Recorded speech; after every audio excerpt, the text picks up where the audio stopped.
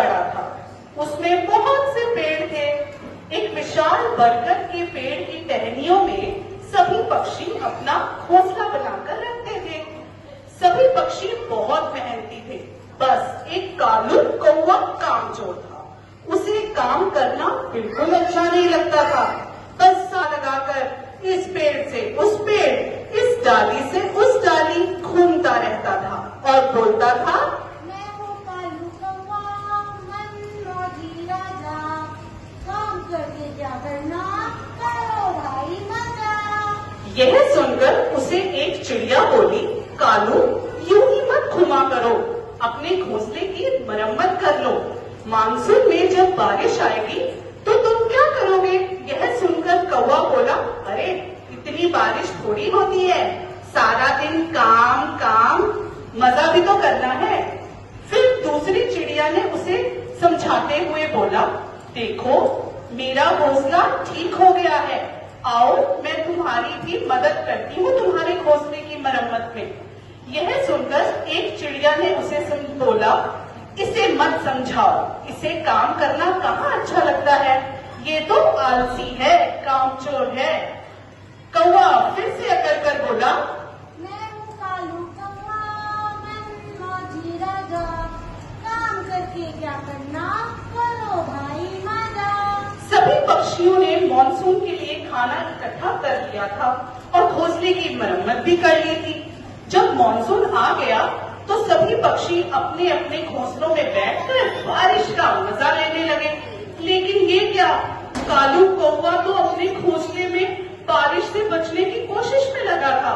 उसका टूटा हुआ घोंसला उसे बचा न सका और वो ठंड से ठिठुरने लगा। उसे इस हाल में देखकर एक चिड़िया बोली, बारिश में ठिठुर रहे हो? बारिश में ठिठुर रहे हो, तुम्हें कहा था अपना घोंसला बनाने। क्या कहा करते थे तुम? मैं हूँ कालू कौवा, मनमौजी राजा, काम किस लिए करना, करो भाई मजा। दूसरी चिड़िया ने उसे समझाते हुए कहा,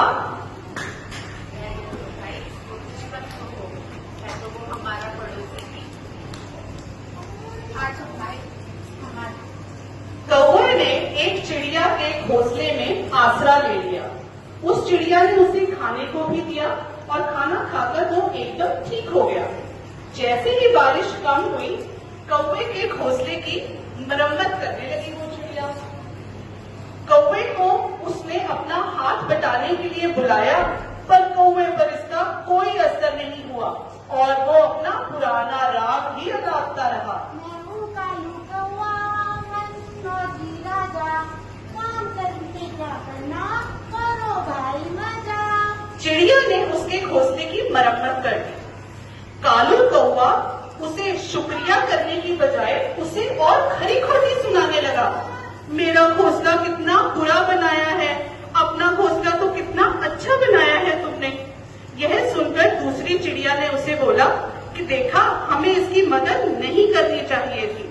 फिर पहली चिड़िया ने उसे समझाते हुए कहा, ऐसा नहीं करते, ये है तो हमारा पड़ोसी ही ना, हमें इसकी मदद करनी चाहिए।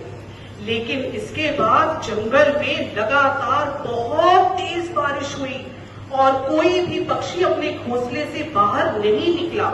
घोंसले में बैठकर वो इकट्ठा किया गया खाना खाते रहे और घोंसले में ही रहे। पर कौवे के पास तो ना घोंसला था और ना खाने को कुछ।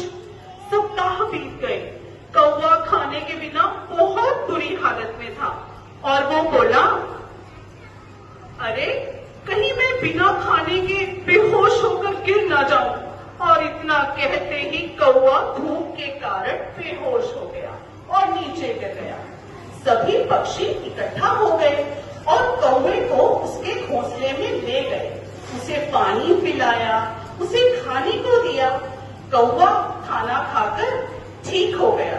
उसे सब समझ में आ चुका था।